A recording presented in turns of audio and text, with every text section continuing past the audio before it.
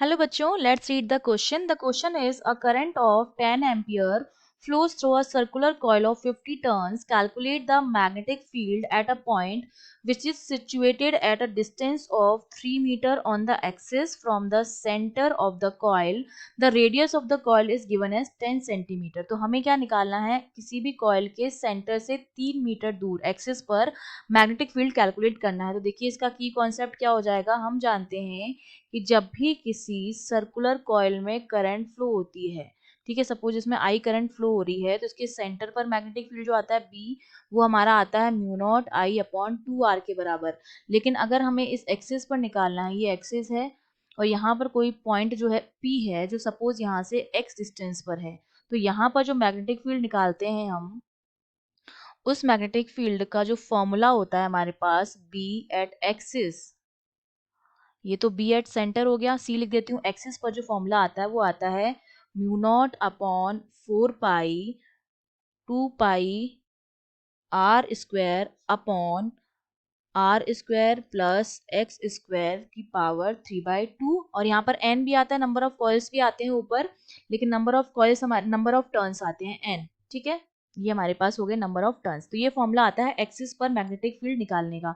यही फॉर्मूला हमें यूज करना है क्योंकि हमें एक्सिस पर ही पॉइंट दे रखा है जो सेंटर से कितनी डिस्टेंस पर, 3 मीटर। तो मतलब एक्स की वैल्यू मुझे दे रखी है 3 मीटर, रेडियस मुझे गिवन है 10 सेंटीमीटर, नंबर ऑफ टर्न्स मतलब कैपिटल एन गिवन है मुझे 50 turns, I which is current जो मुझे गिवन है 10 एम्पियर, ठीक है। ये वैल्यूज मुझे सारी की सारी गिवन है, सिंपली मुझे क्या करना है, पुट करनी है वैल्यूज। तो b equals to mu naught की value, mu naught upon 4 pi की वैल्यू होती है 10⁻⁷, क्योंकि जो म्यू नॉट होता है वो परमिबिलिटी होती है जिसकी वैल्यू होती है 4 पाई इंटू 10⁻⁷। तो म्यू नॉट अपॉन 4 पाई कितना हो गया, 4 पाई से 4 पाई कैंसिल, 10⁻⁷। तो म्यू नॉट की वैल्यू हो गई 10⁻⁷ इंटू 2 इंटू पाई की वैल्यू हो जाएगी 3.14 इंटू रेडियस का स्क्वायर। रेडियस हमें दे रखी है 10 सेंटीमीटर, तो ये मेरे पास कितना हो जाएगा, 10 इंटू 10⁻⁻2 मीटर में चेंज किया और उसका हमने क्या कर दिया, स्क्वायर कर दिया, इंटू नंबर ऑफ टर्न्स हमें दे रखे हैं 50 विच इज डिवाइडेड बाय 4 पाई। इसकी तो पूरी वैल्यू हमने रख दी म्यू नॉट अपॉन 4 पाई की, तो ठीक है, जो कि 10⁻⁷ है। नीचे है आर स्क्वायर जो है मेरा 10 इंटू 10⁻⁻2, ठीक है, इसका स्क्वायर प्लस एक्स का स्क्वायर जो कि मेरे पास 3 मीटर है, इसका स्क्वायर, और फिर इन दोनों की पावर जो है वो 3/2 है। सारी वैल्यूज हमने पुट कर दी। अब सिंपली इसको क्या करना है, मुझे सॉल्व करना है।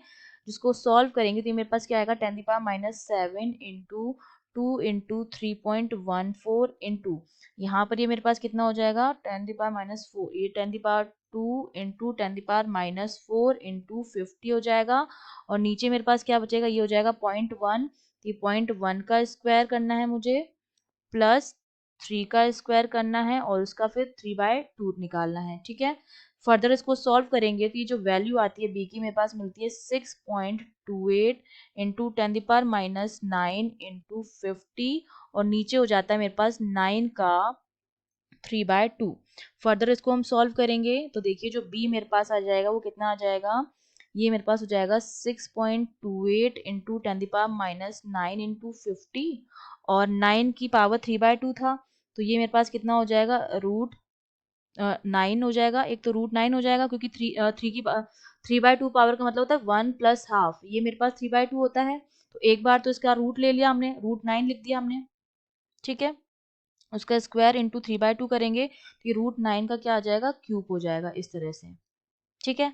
अब जब हम फाइनली इसको सॉल्व करते हैं तो b की वैल्यू देखिए मेरे पास मिलती है 31.4 इंटू 10⁻⁹ अपॉन 27, और ये जो b आता है कैलकुलेट करने पे वो आता है 1.162 इंटू 10⁻⁸ टेस्ला। ये मेरे पास क्या आ गई है, उस 3 मीटर दूर एक्सिस पर जो पॉइंट है उस पर मैग्नेटिक फील्ड की वैल्यू आ गई है। I hope you understood well, all the best.